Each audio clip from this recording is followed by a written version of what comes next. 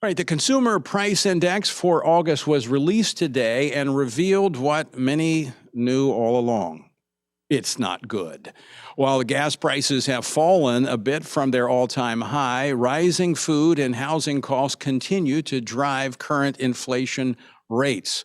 The stock market has fallen sharply today, responding to the news.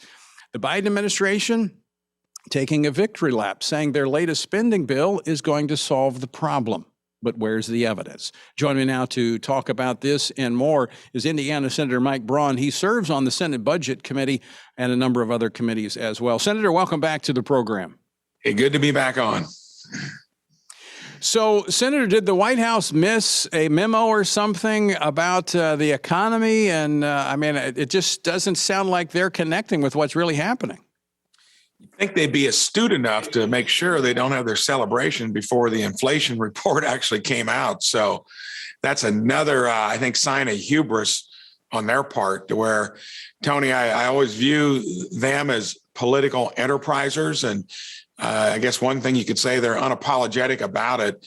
But when you try to take the dialogue and go right in the face of what we knew was not going to be something quick or transitory, that's getting rid of inflation, that's an embarrassment. It's got to be.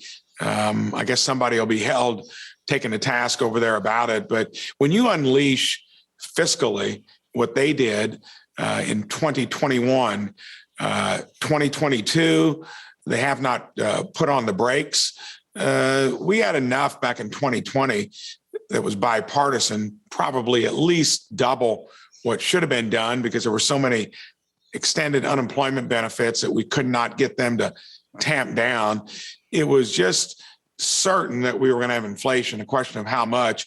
Last time it occurred, look at history. 81, it peaked at about 10 or 11, took 5 years to knock it back to 2%.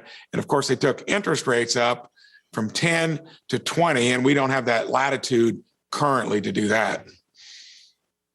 So, Senator, taking a look at some of these numbers, the inflation rate was 8.3% in August.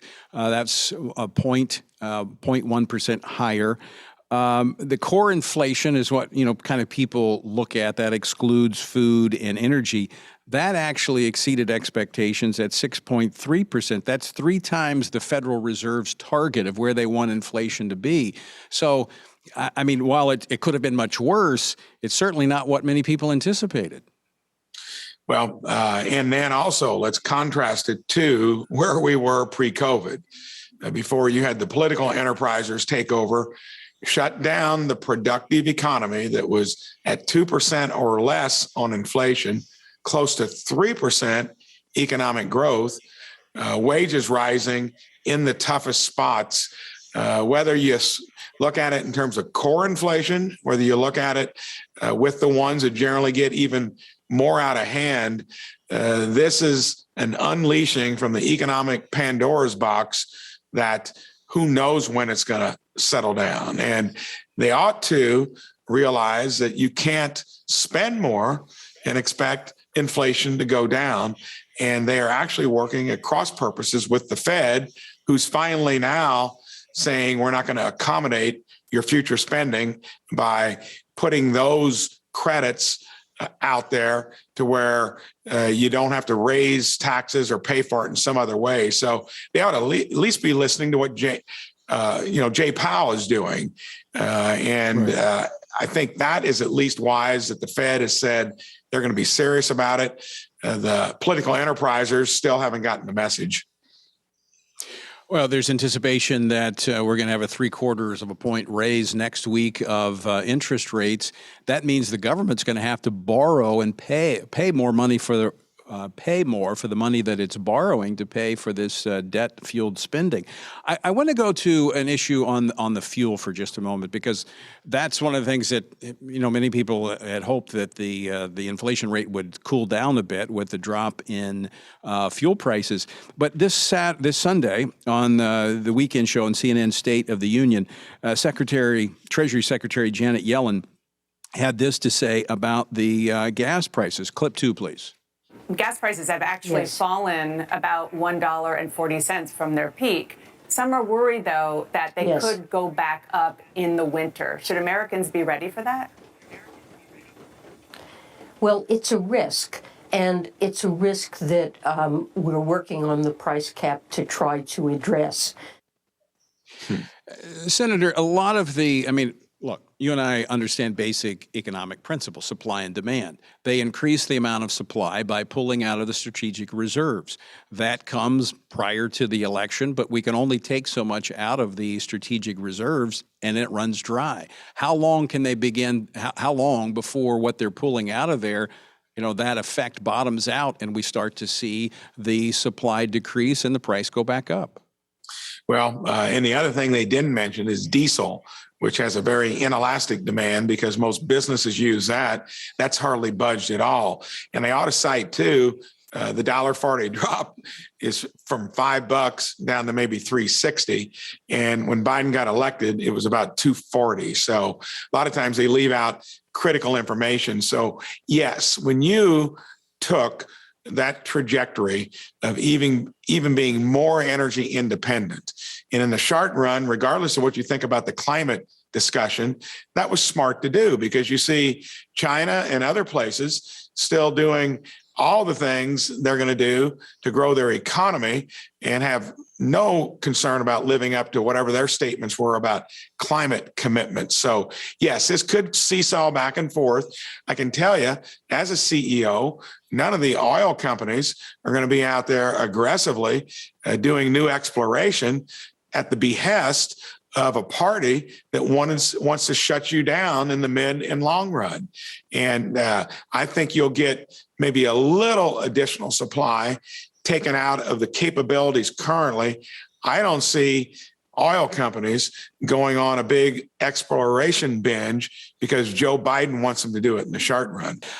Ukraine, they have the Russians on the run. In fact, Ukrainian officials have said they have captured so many Russian soldiers that are fleeing that they're struggling to house them. And British intelligence is reporting that Russian conventional forces designed to counter NATO have been severely weakened by their clash with Ukraine. What's the latest? So the Ukrainians are amazing in the sense that they've taken on a daunting task. Of course, they're just trying to defend their own territory and get some of it back that was taken. But I think Russia is showing its own weakness. I mean, some of the things you've heard about their own military, not only the materiel, but the operations of it, I think that's all showing up. They probably never figured there was going to be any pushback. And I think this ebb and flow is going to be hard to measure who's going to end up winning in the longer run. The Ukrainians, of course, have got the fortitude and they're fighting for their own defense of their freedom and their territory.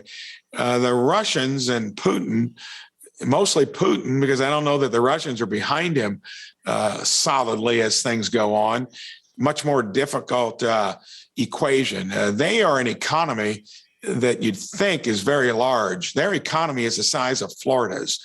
In other words, it's about 1.7 trillion. Germany's, for instance, is close to 4 trillion.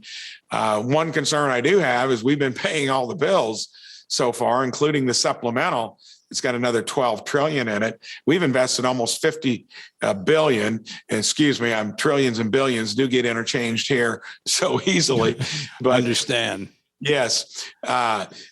We've been footing the bill on it. And we got to ask the EU, we got to ask their own backyard to start doing more because the Ukrainians have really done well, considering that, they've got such a big force against them. But I think Russia is not near as strong, especially in the long term, as they may let on. So does that kind of rearrange the geopolitical landscape when we look at Russia now kind of really having to tuck tail and run? Well, and recently you notice they had to talk to the North Koreans about getting some help. That would seem to be something you probably wouldn't want to do.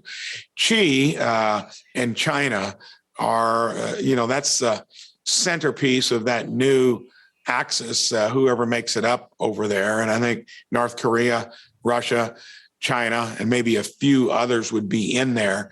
I wonder if he does not regret the handshake he did with Putin during the Olympics without knowing what was going to unfold. So if he decides to prop them up, help them out, it could linger even longer. But in the long run, I think this has hurt Russia for sure. It's hurt China as long as they stick with them.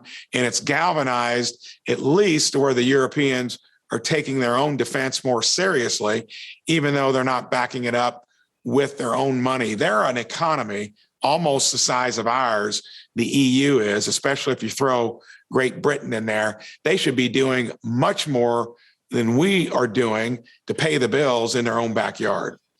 I think under the previous administration, they would have been paying a little bit more. Of course, I don't even think this would be happening. I don't think it would be happening under the previous administration. Final question for you, Senator Braun. Thanks so much for joining us today.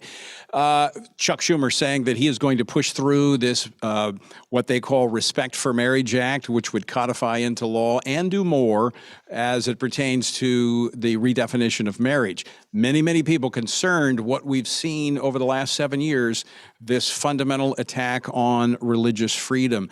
That's becoming an issue in the Senate. Where's the bill stand? So where it is right now, there are only 3 Republicans that have said they would throw in with all 50 Democrats. So they have to find 7 more Republicans. And my advice to your group and any other cohorts out there, figure out who those 7 additional, Lisa Murkowski, I think might be one from Alaska, find out who they are and urge them not to. This is a political ploy. Clearly, there's not going to be any further Supreme Court move on doing something that would force this to be codified. They're trying to do it purely for political reasons, feeling a little bit of oomph and strength from Roe versus Wade, knowing that they think they're benefiting from that. I don't know that that even helps them in the midterms, but I think that emboldened them.